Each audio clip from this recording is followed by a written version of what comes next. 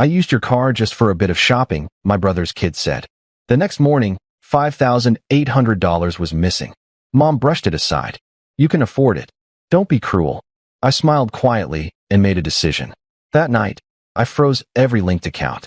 At 7:20 a.m., my brother opened his app and screamed. But 30 minutes later, I got a call from I was half watching a show with my husband when I got the first notification. A charge for $1,672 from a jewelry store I'd never heard of. At first, I actually thought it was fraud. That would have been the better outcome.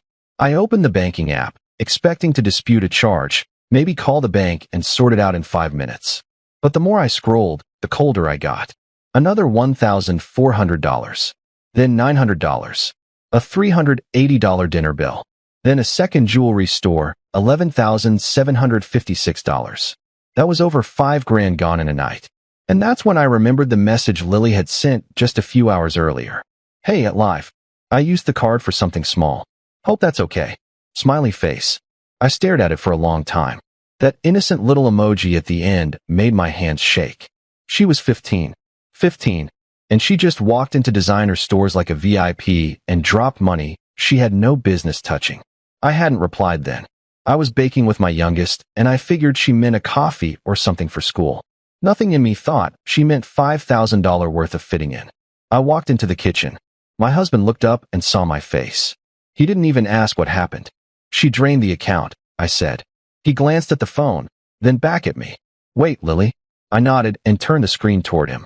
She bought jewelry, not one piece, multiple, and dinner in the city. And look at this, an Uber ride. She's acting like I'm her personal bank. He didn't say much. He just stood there calm like always and told me to sit down. Don't call anyone yet. Think first, breathe, then deal with them calmly. That was the only reason I didn't call Jeff and explode. Because if it weren't for my husband, I would have gone nuclear right then and there. Instead, I just went upstairs, closed the bedroom door, and sat on the floor with my laptop. I logged into every account linked to that card. The one I'd opened years ago and barely touched the one I'd only kept alive in case of real emergencies. The one Jeff begged me to share because his family needed a backup just in case. And Lily would never touch it. It's just a security net, right? That security net was gone. Now, I froze the card first, then the account, then I changed the online login, locked down the debit card, turned on every alert option they had. I moved what little was left to a new account in a completely different bank. By the time the clock hit 2:15 a.m., I had turned off every faucet she could drink from. I didn't sleep. I lay next to my husband, watching the window, just waiting. The weight of what happened wasn't just about the money. It was the betrayal that this kid who'd seen me stretch paychecks and patch hand-me-downs for my own kids decided I was rich enough to rob for earrings and a bracelet. At 7:20 a.m., I heard it. Jeff yelling like someone had taken his wallet and run. I looked out the window and saw him pacing on his porch in a t-shirt and socks, holding his phone and shouting at the screen. His wife stood behind the door like she didn't want to be dragged into it. My phone rang 10 minutes later. I didn't even have to check who it was. He didn't ask how I was. Didn't apologize, just barked. What the hell did you do? Lily's in tears. She said, you humiliated her. What kind of person freezes a kid's account over some shopping? I didn't even flinch. I waited for him to finish, then said, bring me everything she bought. All of it. I want it today. He sputtered something about her feelings about how she was crying and hurt and ashamed. I said it again. All of it, Jeff. You have 3 hours. And then I hung up. It was the calmest I'd ever felt after being robbed. 3 hours passed, then 4, then 5. No knock on the door, no apology, no jewelry. At 6:12 p.m., Jeff finally texted, we'll bring it after dinner. Don't make a scene. That was it. No sorry, no explanation, just another order disguised as a warning. I showed the message to my husband, and he didn't even comment. Just one of those looks like you knew this would happen. So, while they ate dinner like nothing had happened, I was at my kitchen table with receipts, notes, and my laptop open to each of the jewelry store websites. I'd already called them.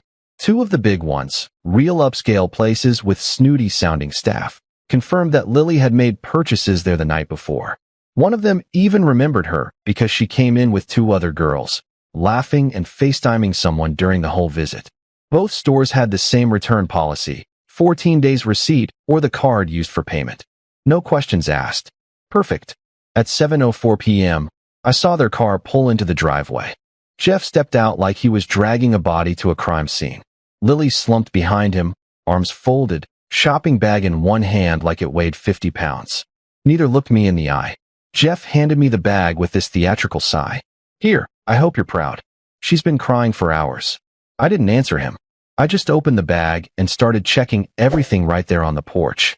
Necklace, earrings, one ring. That was it. 3 items were missing based on the receipts. Where's the rest? I asked. Lily looked away. Jeff cleared his throat. She gave one to a friend. Another she can't find. I mean, come on. It's not like she bought a car alive. It was a few things. A few things. I didn't respond. I walked back inside with the bag, counted everything again under the light, and made sure each item matched what the stores had told me. Then I grabbed the receipt copies I'd printed and circled what was missing. Jeff followed me, and still talking like he had any right to be upset. She's a kid, Liv. You're blowing this way out of proportion. You have money. This isn't going to bankrupt you. And that's when something inside me finally snapped. It was never really about the money. It was about how little he cared. How easy it was for him to see me as nothing more than a walking ATM. How he always used family like a leash he could yank whenever he wanted something. And now his daughter, a teenager who's seen me clipping coupons at my kitchen table, thought she was entitled to spend thousands on jewelry just because her wealthy friends teased her for not having real gold. That I looked Jeff straight in the eye and said, I'm returning every single item, and I expect the rest or the cash. You've got 48 hours. He scoffed. Are you serious? You're really going to return her jewelry? She'll be humiliated. She should be. She's a child. Correction. She's your child, not mine. He folded his arms. You know what, Liv? You're not family. Not really. You act like you're better than us just because you have a husband and a house. I stood, walked past him, and opened the front door. He didn't budge. Take your kid home, Jeff. He muttered something under his breath and finally walked out. Lily followed. Just before getting into the car, she glanced back at me, not with regret, not with shame, but with pure annoyance. I shut the door. 10 minutes later, I sent a group message to my parents, my cousins, his wife. I didn't sugarcoat a word. Lily spent $5,832.47 on my account. She returned only $2,800 worth of jewelry tonight. Several items are missing. I'll return what I can.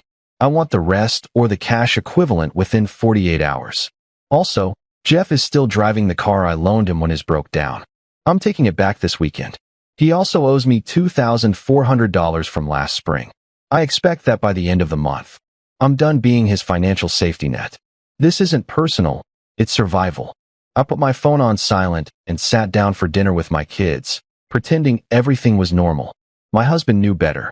He poured me a glass of wine and sat with me while my phone buzzed nonstop across the room. The replies came fast, but what followed? I wasn't prepared for that at all. That by the time the kids were in bed and I was finishing my wine, the family group chat had turned into a battlefield. Mom, of course, was first. No context, no questions, just her usual guilt trip. You didn't have to make a public spectacle. She's a child. If your father were still here. I stopped reading. Scrolling down, my aunt asked if it was true. My cousin Sarah chimed in with one word. Insane. Then my phone started ringing. I let it go to voicemail.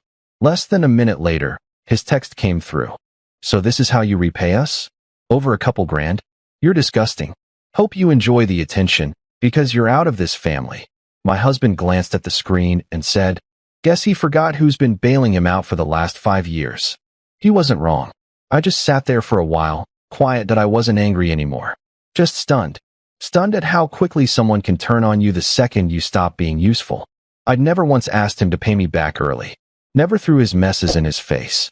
And now I was being told I wasn't family, simply because I finally drew a line. So I did what I should have done years ago. I called Amanda. She picked up right away. I didn't even need to explain. She already knew the outline. I filled in the rest. How I'd let Jeff link into my backup account because he claimed they were struggling. How Lily had messaged about a small purchase. How the money vanished in hours. I told her about the jewelry, the Uber rides, the fancy dinner, and how Jeff had called me the selfish one. She stayed quiet until I finished. Then she said, I've got it from here.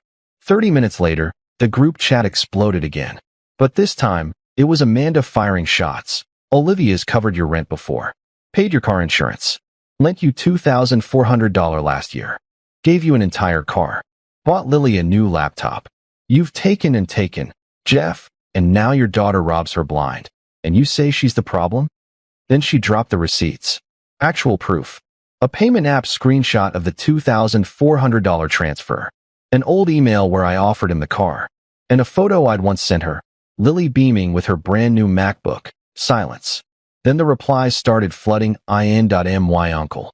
Jeff, you've embarrassed yourself. Olivia has carried you long enough. Pay her back. My cousin Jenna. Lily's 15, not 5. She knew exactly what she was doing. Another cousin. The only one who should be ashamed here is you. And then, something unexpected. A private message from Rachel. I'm sorry. I didn't know she spent that much. Jeff told me it was just a small thing. I didn't ask questions. I'm not proud of that.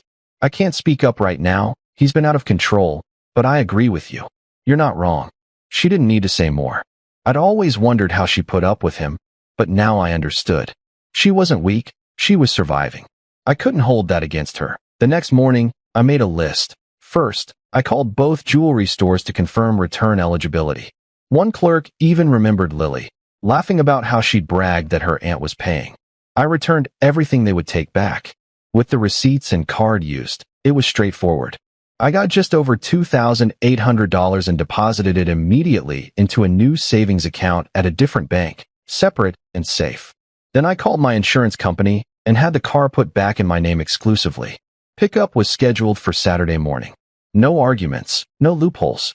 It was still legally mine. He'd never even registered it at by noon. I sent Jeff one final message. Car pickup is scheduled for Saturday at 10 a.m. I want the remaining balance or the missing items by the 30th. After that, I'll be filing in small claims court. Do not contact me again unless it's to confirm payment. He didn't reply, but he read it. I saw the little read notification sit there like a wound.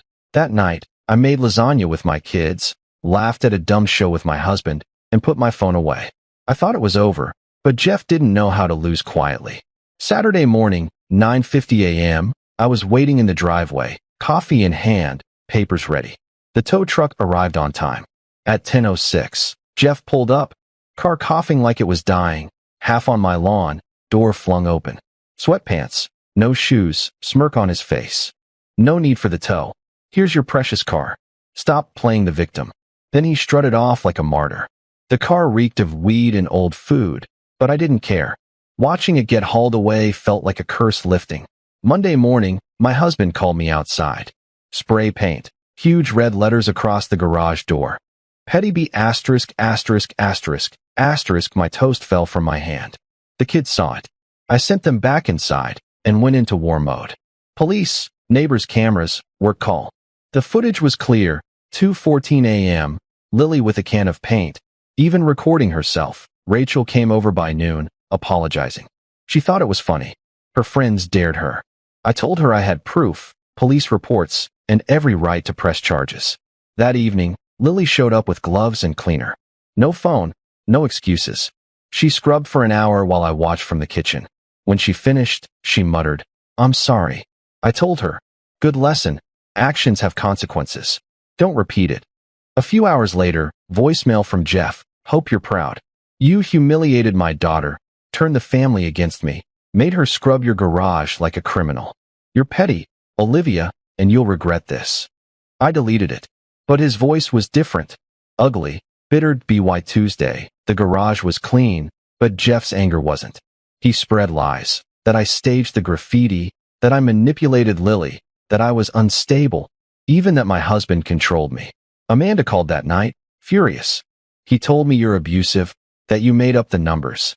It was clear. He wasn't done. Amanda told me Jeff was claiming I forged the transactions. I didn't even know how to respond. But then the family fought back for me. Jenna, who never joins drama, wrote, "You're a grown man letting your daughter steal, and instead of apologizing, you lie. Olivia's covered for you countless times. You've embarrassed yourself." Uncle Ray added, "We don't shame the one who was robbed. We shame the thief and the parent who raised her that way. Get it together, Jeff." Even my mom finally said, "I'm disappointed. Olivia carried this family more than anyone. Your father would be ashamed of you." Then Rachel spoke up for the first time. "Lily made a huge mistake. Jeff has made many, and Olivia did what any of us would. I should have spoken sooner." After that, no one defended Jeff. He vanished from dinners, stopped messaging. A week later, Rachel came alone with a check for $2,400. "I made him sign it," she said, then admitted quietly, "I'm thinking about leaving." 3 weeks of silence passed. Then Amanda warned me. "Jeff, drunk at Mom's, said he'd ruin me." I didn't flinch. Instead, I gathered everything: texts, voicemails, bank records, the garage footage, the check, and took it to a lawyer. He told me I had grounds for a restraining order. I signed,